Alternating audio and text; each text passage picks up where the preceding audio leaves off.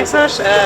շատ հաճելի էր, որ բազմամարդ էր պատարակը, ինչպես միշտ եւ հաստատ հավատաբար ժողովուրդը դեմքով շրջված է դեպի հայ առաքելական Սուրբ եկեղեցին։ Այս մասով ինչպես կմեկնաբանեք, ինչպես այսօր պատարակը որպես հոգեվորական։ Պետք է ասեմ, որ մշտապես բազմամարդ է լինում եկեղեցիները։ Այսօր եւս անմասն չէր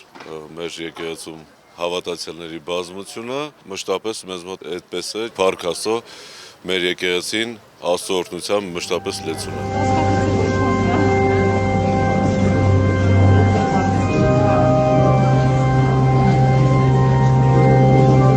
Բազմության մեջ նկատեցինք նաև մեր ժողովի անդամներին, մասնավորապես Նարեկ Կարապետյանին։ Ինչ վերաբերում է Նարեկին, ես մոտավորապես մի 10 տարի գիտեմ, ինքը այստեղ մեր հավատացյալներից է, մեր այցելուներից մշտապես հաճախում է Սուրբ Պատարագին, հաղորդություն ստանում եւ մի անկյունի վրա իր համար աղոթք է կատարում։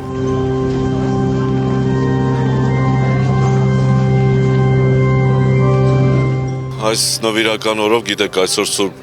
Գյուտ խաչի տոնն է, ուզում եմ մեր ժողովրդին իմաստություն մաղթել, ամենայն բարիք, խոհեմություն։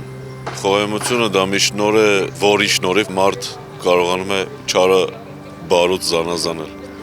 Իմաստություն եւ խոհեմությունը մաղթում է ժողովրդին։